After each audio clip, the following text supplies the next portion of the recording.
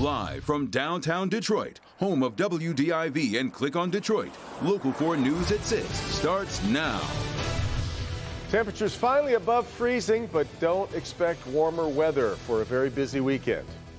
Amid a wide-scale corruption probe tonight, the UAW making moves to rid the union of some former leaders embroiled in scandal.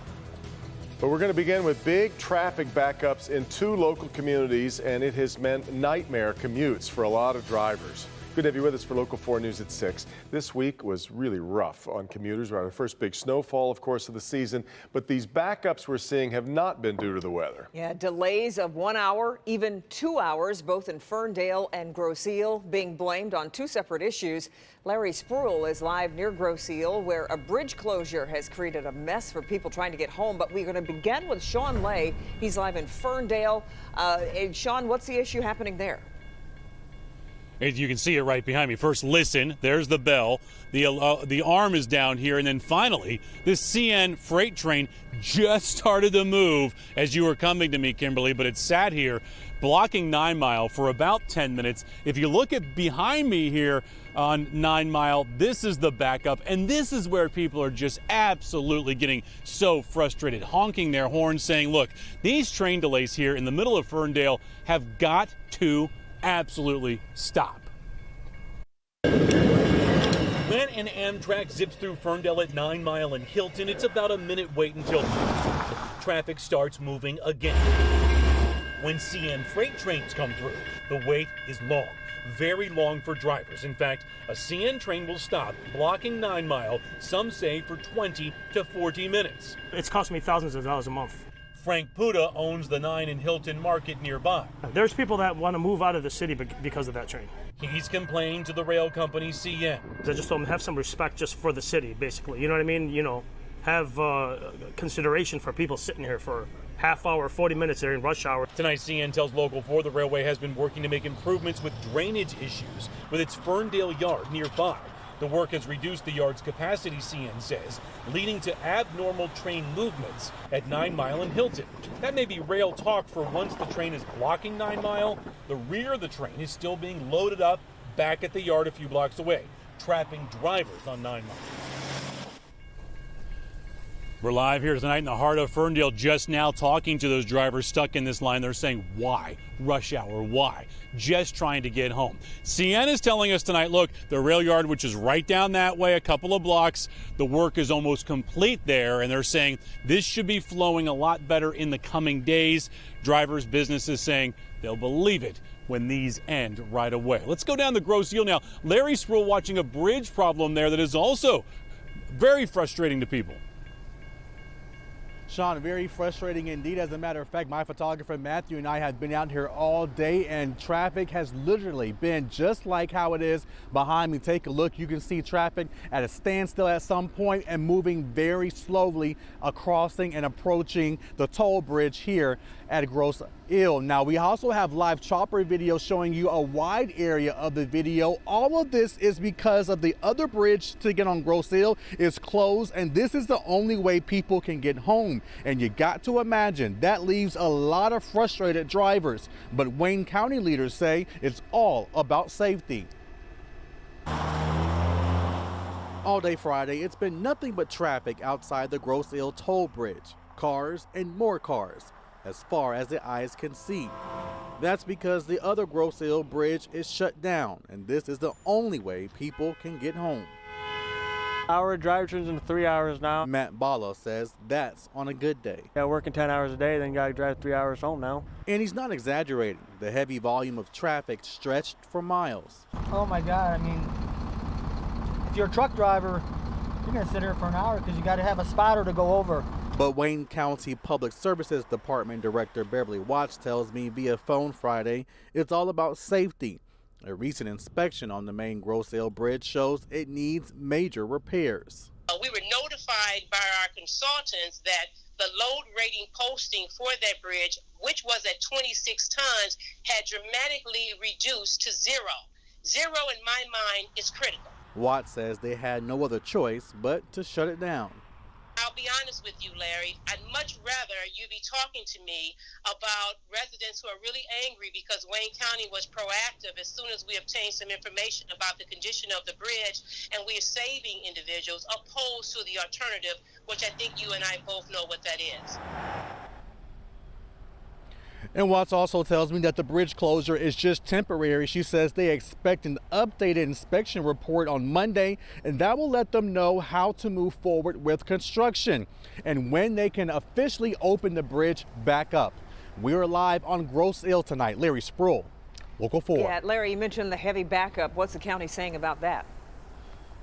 Yeah, and Kimberly, I asked that very question, and she did mention that, as you can see right behind me, now there is a toll bridge, so right now neighbors have to pay in order to go on Grosse Ile, but she did mention that her team is working with the owners of that toll bridge to open up an extra lane that will allow neighbors to use tokens to get on, so that way it will allow traffic to move a lot freer than what it is right now. Kimberly? Help with the bottleneck. Okay. Larry, thanks. There's dramatic change in the air at the United Auto Workers tonight. Just 2 days after announcing massive new financial controls on the union and its activity, tonight we're learning of a move to rid the union of some former leaders. Local 4 business editor Rob Maloney live tonight with our exclusive report. He's in Southfield. Rob? Devin, it was 2 weeks ago tomorrow that the UAW Executive Board basically told Gary Jones that he needed to step aside. They put him on leave with pay. But now, Local 4 News has learned that there is a move afoot within the executive board to not only make his leave permanent, but also they want to make it permanent for Vance Pearson, Gary Jones' right-hand man. And to do that, they intend to use the UAW Constitution and a thing called Article 30. We'll not soon forget these images. Federal agents in and out of UAW President Gary Jones' Canton home, collecting evidence, counting cash on the garage floor. At the same time that this raid happened, the feds went through UAW Region 5 Director Vance Pearson's St. Louis home and office. A week later, the feds indicted Pearson on embezzlement charges. And before getting put on leave, Jones and Pearson sat on the UAW Executive Board. Well, now it is the Executive Board they left behind moving on them, looking to kick them out of the union. Article 30 is a cumbersome process requiring 5 board members to agree to sign a charging document. It gets sent to the UAW Secretary-Treasurer. He or she then passes the charges to the accused. Within 10 days, a special international executive board meeting is called to set up a trial committee made up of UAW convention delegates not on the executive committee. 50 nominated names are drawn from a box presented to both the union and the accused attorneys. They each get the option of eliminating 10 names. Once the list is down to 12, those 12 delegates get notified to attend a trial within 5 days. A 2/3 vote is required to determine guilt. Wayne State University business professor Dr. Marek Masters calls this move historic. This is an extraordinary step. It is very unusual in the history of the United Auto Workers to have anyone on the executive board removed. So this would be very much precedent setting. Now, within the body of that trial, another vote is vitally important in terms of the number of votes for a conviction. If it's just a simple majority, that means there can only be a reprimand for the people who are being accused. But if it's a 2/3 majority, then there can be an expulsion. Obviously, that's what they're looking for here. And again, it's all laid out here in the Constitution. Back to you. Well, Rod, are we hearing anything from union leadership yet about this development? Well, I called the union today about this, and they had no comment other than to say that they are still working very hard to protect this union and to safeguard the finances, and so that's where all of this is headed. In the meantime, Vance Pearson is due in court in Detroit on Wednesday. Yeah, exactly. All right, Rod. Kim. All right, day 2 of the impeachment hearings into President Trump taking place on Capitol Hill today. The House hearing testimony from former U.S. Ambassador to Ukraine, Marie Yovanovitch. She claims a smear campaign was launched against her by President Trump's own personal lawyer, Rudy Giuliani, painting her as dishonest and ultimately leading to her dismissal. In real time is attacking you. Shady interests the world over have learned how little it takes to remove an American ambassador who does not give them what they want. However, the most surprising development taking place, President Trump taking to Twitter, lashing out against the former ambassador as she testified. President Trump later defending his actions. I have the right to speak. I have freedom of speech, just as other people do. But they've taken away the Republicans' rights. The next public hearing is scheduled to take place next Tuesday. Chilly as it is, believe it or not, we head into the weekend with some of the warmest temperatures we have seen all week. Right. Hopefully it's a good sign headed into the weekend, Ben. Yeah, guys, above freezing is always good considering where we have been for the last several days. It's 34 out there, but you can see how that cold air has just carved a notch out of the Great Lakes. In fact, Indy's at 36, and some of those 30s are reaching all the way down into western Tennessee right now. This is probably not going to be a shock to you, but we are the third coldest November so far. Our average temperature 33.7, so it's pretty close to where we are for highs today, and that's not a good sign. We are probably not going to get anywhere near that 1880 number of 29.8, but likely we are going to finish in the top 10 for coldest Novembers by the time everything is said and done. 20s tonight by the end of the evening, clouds thinning. Got a lot of sunshine for the weekend. We'll look at the big game forecast up north for deer hunters and when we can finally see 40, all in a few minutes, guys. So good. All right, Ben, thanks. Time for a check now of the national stories you'll see ahead at 6:30 on NBC Nightly News. Let's head to New York, where Lester Holt joins us now with more on what's coming up tonight. Lester. Hi, Kim and Devin. Coming up, the growing mystery as police search for a motive in yesterday's school shooting. Plus, Prince Andrew breaking his silence about his connection to Jeffrey Epstein.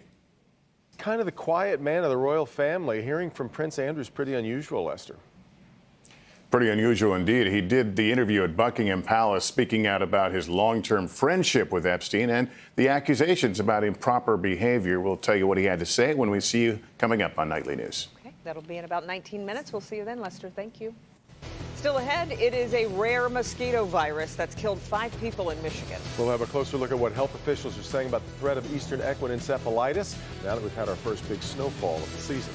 And today is National Clean Out Your Fridge Day. Coming up, Jason Colthorpe and Paula Tutman decided to check out the Local 4 fridge to see what's lurking inside. Surgical mask in place.